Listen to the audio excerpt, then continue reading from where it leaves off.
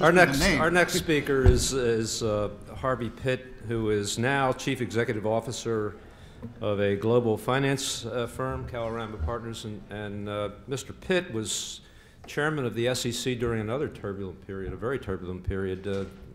How easy we forget, from 2001 to 2003, and it wasn't just 9/11, it was the collapse of Enron and various and sundry other frauds. He was a partner at Fried Frank for 25 years and also served in various positions within the SEC, including General Counsel. Mr. Pitt. Thank you, Judge, and a gracious good afternoon to everyone.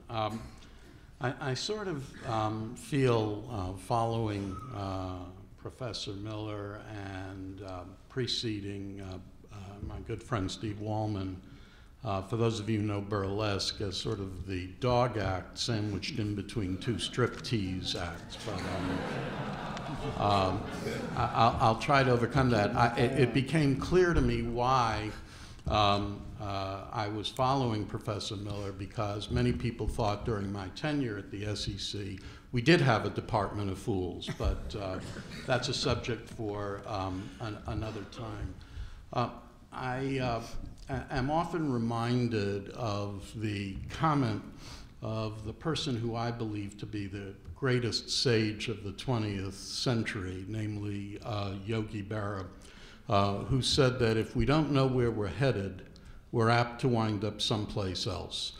And the one thing that's clear to me is we have definitely wound up someplace else, and it frankly isn't any place we should want to be.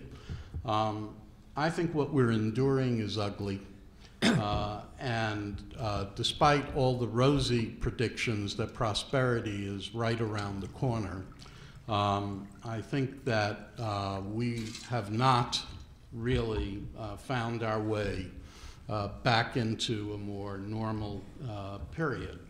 What we have found our way into is sort of the prevailing view of those who are in the process of figuring out solutions to the last crisis, of an omnipresent, omnipotent government dictating our lives, conduct, and businesses. So I think we're going to see more resources dedicated to government, more laws, rules, and regulations to cure, shall we say, root causes of the current crisis. And the difficulty is that when you get enmeshed in something like that, the real problem is you lose sight of what really transpired. Everyone who has commented on the crisis has their own pet observations about what the causes of the problem are, and there are far too many for anyone to sort of identify. But I would just like to call to your attention three specific problems that I think really reflect what's wrong with the bureaucracy and why we are not headed toward a better solution. The first, I suppose, and these are in no particular order, was that modern technology outstripped the capacity of either those who were creating new products and services or those who were regulating them to have any sense of comprehension of what really was going on. The notion, and if you think back to this, about 2 years ago or so, Stanley O'Neill, who, and I'm not picking on him because this was true of many of the then existing investment banks, stood up one day and said, we're going to have a write-down of $4 billion. I suppose my father would have said, that's a lot of money, but I wish I had it to lose. About a week later, Mr. O'Neill stood back up and said, actually, we've looked at this and we now think that we're going to have a write-down of $7 billion. And about 3 weeks after that, he said, in fact, we've looked at this and our write-down is $11 billion. Now, the one thing that anyone could have told from that scenario was these fellows didn't have a clue as to what was going on. Markets had evolved, and were so far out of their capacity either to understand or control that they were pursuing business lines that should have been halted in midstream to figure out where things were going. At the same time that management of the investment banks made these observations, their directors all sat by and listened to this. Government regulators, the SEC, banking regulators, and Treasury and others sat by and listened to this. Congress sat by and listened to it. And nobody thought to try to halt things and say, where are we going? And isn't this indicative of a bigger problem? Admittedly, it's only one example of how technology outstripped both the capacity of the inventors of new products and services and regulators. I think the second major cause, particularly for the bureaucracy, was the lack of any ability to foresee trends and their potential impact. The SEC over the years, and I want to stress I have a great deal of affection for the agency, so my comments are not intended to be unduly harsh, but the SEC for years has required those in the securities business to have risk managers available and looking at policies. How well that was done is a separate issue.